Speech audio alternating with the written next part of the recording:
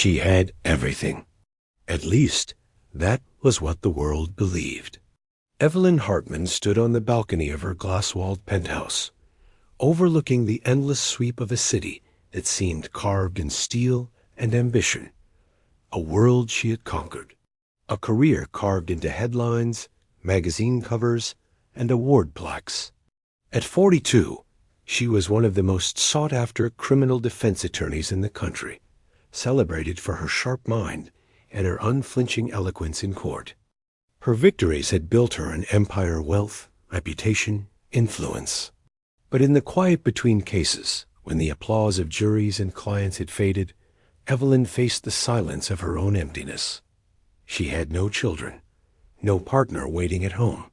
Her past, complicated, raw, buried beneath years of discipline, had taught her to build walls so high that even she could not see what lay behind them.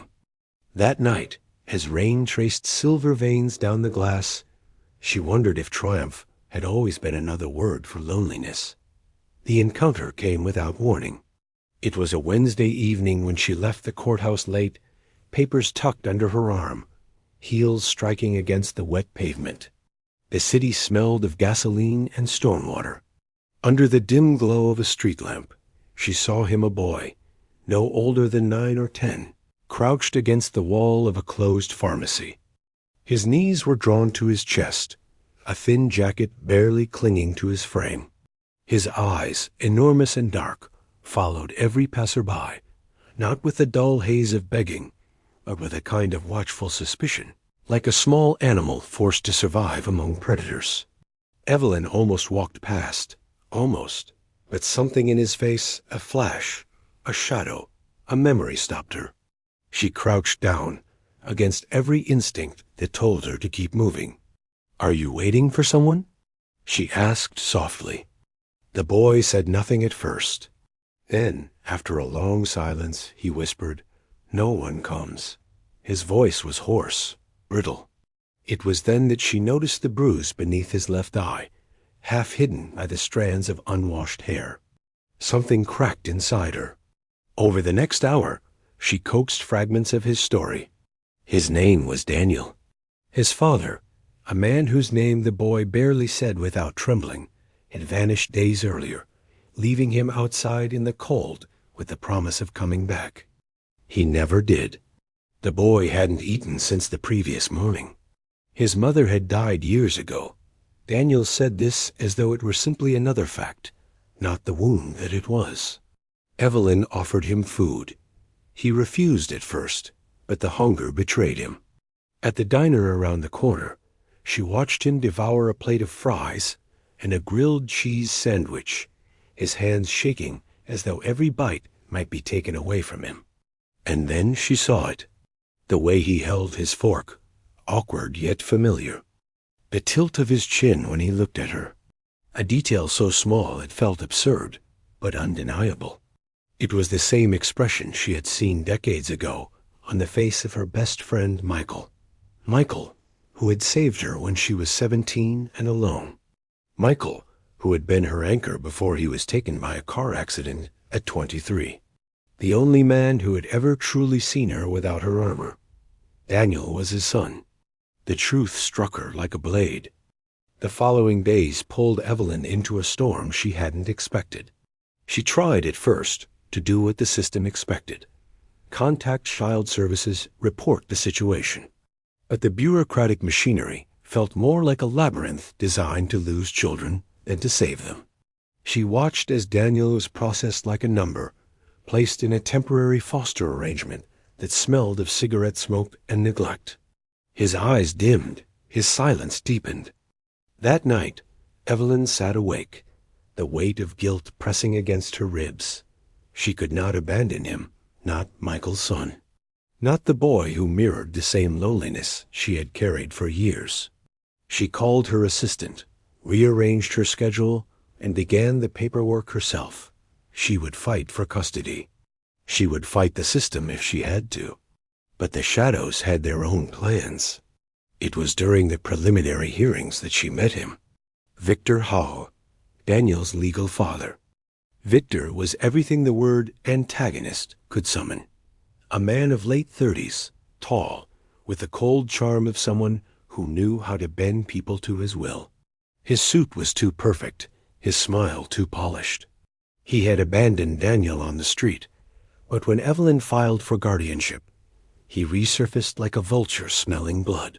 "Daniel is mine," Victor said in court, his voice dripping with entitlement. "No rich lawyer can steal my son." Evelyn's jaw tightened. "You left him to starve." Victor only smiled. "You think the system cares about that? Blood is blood." And he was right, in part. The law was a cruel chessboard, and Victor knew the rules of manipulation.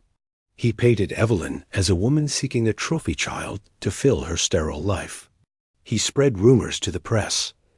High-powered attorney exploits orphan for sympathy. Daniel, caught in the middle, grew quieter. Evelyn found him one night sitting on the edge of the bed in her guest room, whispering, "He'll take me back." "He always does." Her heart broke. She knelt beside him. "Not this time. Not if I can help it." The weeks that followed were a war of attrition.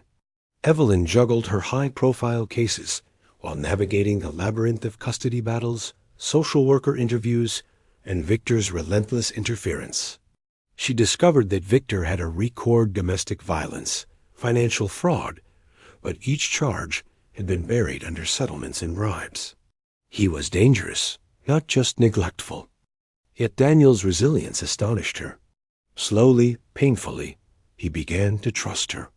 One evening, as she returned home exhausted, she found him waiting with a drawing, a clumsy sketch of a woman in a suit, standing with a small boy holding her hand. "That's you," he said, almost shyly. Her throat tightened. "And that's you." For the first time, he smiled. A real smile. But Victor escalated. First came the legal sabotage. Forged documents claiming Evelyn had once been investigated for misconduct. Then came the media smear campaign, headlines questioning her fitness as a guardian. Finally, something darker the night she returned home to find her apartment door ajar, Daniel trembling inside. Nothing had been stolen, but the message was clear. You are not safe. Evelyn's walls, once built to keep out pain, now became shields for someone else. She reinforced security, pulled Daniel closer, and prepared for war. The climax approached not in silence, but in fire. It was the final custody hearing, months of battle distilled into a single day. Evelyn stood before the court, exhaustion etched into her face, but her resolve unbroken. Victor painted his lies once again, a portrait of redemption, of a father misunderstood. His lawyers spoke of biological rights, of second chances. Then came Evelyn's turn. She could have argued law. She could have dissected statutes. But instead, she turned to Daniel, sitting small and fragile on the witness bench. "Daniel," she said softly, "the judge needs to hear your truth. Only if you want to." For a moment, silence filled the room. Then the boy stood. His hands trembled, but his voice thin yet steady cut through the courtroom. "He left me. He said he was coming back, but he didn't. I was so hungry I thought I would die. Evelyn found me. She stayed. She's the only one who stayed." The judge's gavel struck. The room erupted. Victor's mask shattered in fury. Evelyn's heart broke and mended in the same breath. That night, Evelyn and Daniel returned home, the legal papers signed, the custody granted. He belonged with her now, not as property, not as obligation, but as family. And yet the scars remained. Victor would not vanish. Trauma would not dissolve overnight. Evelyn knew the battle was not truly over, but something fundamental had shifted. She was no longer alone. Neither was he. Evelyn's story, however, was only halfway told. What began as rescue would soon become transformation, not just survival, but legacy. Because the boy she had saved would teach her that saving one life was never enough. Together, they would face the lingering shadows, the remnants of fear, and the question of how to turn pain into something greater. How to turn survival into hope. The papers were signed. The decision was final. But Evelyn knew that victory in court was only the beginning of a deeper, quieter war, the war against memory, fear, and the invisible scars that both she and Daniel carried within them. The first nights were the hardest. Daniel would wake screaming, the echo of nightmares dragging him into a place Evelyn could not reach. She would rush into his room, sit on the edge of his bed, and wait until his breathing steadied. Sometimes he let her hold his hand. Sometimes he turned away, silent, trembling. Evelyn did not push. She simply stayed, a sentinel against the shadows, because she knew the weight of abandonment. She had lived it once. Her mind often wandered back to Michael, his laughter, his loyalty, the way he had believed in her when she was nothing but a scared girl with bruised pride and empty pockets. Michael had saved her from herself once. Now his son had given her the chance to repay that debt in a way neither of them could have imagined. Victor did not disappear. Men like him rarely did. There were whispers that he lingered on the edges of the city, nursing his humiliation like a wound. Evelyn hired security, doubled the locks, but she knew his power came less from presence than from memory. Daniel's silence deepened each time his name was mentioned. Evelyn realized that legal custody was not enough. Daniel needed freedom, not just from his father, but from the shadows he had cast. That was when Evelyn decided to step back from her high-profile cases. It shocked her colleagues. "You're at the peak of your career," one partner protested. "You can't just walk away." But Evelyn could. She had defended the powerful for decades, often against crimes that gnawed at her conscience. She had built her empire. Yes, but what good was an empire if its foundation was emptiness? She redirected her energy toward Daniel. Therapy sessions, school enrollment, the slow weaving of trust. For the first time in years, she was not building a case. She was building a home. Still, healing was never linear. There were days when Daniel laughed, at the movies they watched curled on the couch, at the dog Evelyn eventually adopted for him, a scrappy terrier named Max. There were nights when he asked timid questions about Michael, and Evelyn answered with honesty, her voice cracking as she remembered. But there were also days when Daniel shut down completely, retreating into silence so thick it frightened her. Evelyn feared she was failing him. She feared that the shadows of his past were stronger than her presence. Then one evening, she found him in the study, staring at a photo on the shelf, her and Michael, barely 20, grinning after a long summer hike. Daniel traced the image with his finger. "That's my dad," he whispered. Evelyn nodded. "Yes, he was my best friend." Daniel looked at her then, his eyes searching. Did he love me?" The question pierced her heart. She knelt, her hands trembling. "Daniel, he loved you more than anything. He never got the chance to show you, but if he had, he would have stayed, always." The boy's face crumpled, and for the first time, he let himself cry, not the silent tears of fear, but the raw sobs of a child grieving what was lost. Evelyn held him, and in that moment, something shifted. Grief, yes, but also release. Months passed, seasons changed. Slowly, the rhythms of their lives settled into something resembling normalcy. Evelyn no longer chased court victories. She taught Daniel how to cook spaghetti on Sunday nights. He taught her the strange new language of online games and schoolyard slang. The bond between them grew not from grand gestures, but from the ordinary, fragile moments of daily life. But Evelyn knew ordinary was not enough. Not for Daniel, not for the countless other children trapped in cycles of neglect and fear. She had seen too much. The system had nearly swallowed him whole. How many others had it already consumed? The idea began as a whisper, then a resolve. She would build something. The foundation launched 2 years later, the Michael Hartman Center for Children. Evelyn poured her resources into it, not just money, but time, vision, and her unrelenting will. It was not a shelter of cold beds and long hallways. It was a place of warmth, therapy, education, and advocacy. Every child who walked through its doors was not just a number but a story, a life worth fighting for. Daniel, older now at 12, helped design the logo, a small hand reaching upward, held by a larger one. He insisted on the name. "It has to be for my dad," he said. The opening ceremony was crowded, cameras flashing, speeches delivered. But what mattered most was the sight of Daniel standing beside her, his voice steady as he said into the microphone, "This is for kids like me, kids who just need someone to stay." Evelyn's eyes filled with tears. The world saw a powerful attorney turned philanthropist. But she knew the truth. It was not her saving him. It was him saving her. Victor tried, once more, to re-enter their lives. One night, as Evelyn left the center, he appeared in the parking lot, older, his face hardened by bitterness. "You stole him from me?" he hissed. Evelyn's gaze was cold steel. "No, you abandoned him."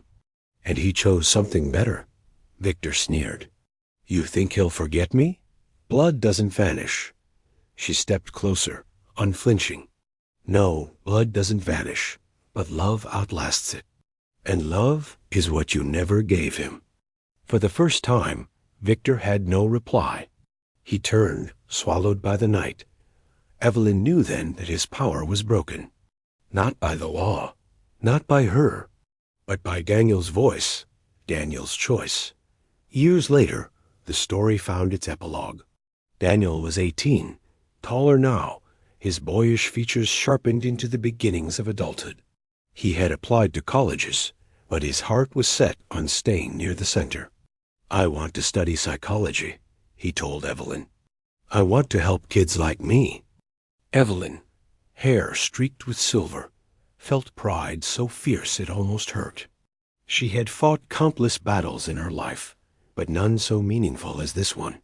On the anniversary of Michael's death, they visited his grave together. Daniel placed a bouquet of wildflowers on the stone. "Dad," he said softly, "I'm okay now. I found my place."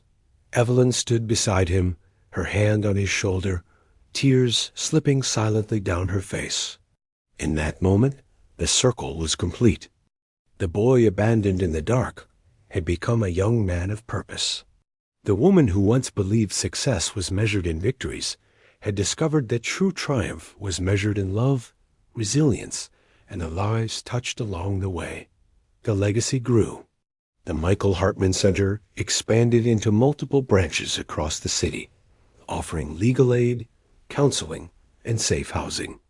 Evelyn became its director, not its hero. The real heroes were the children who walked through its doors, carrying scars, yet refusing to surrender.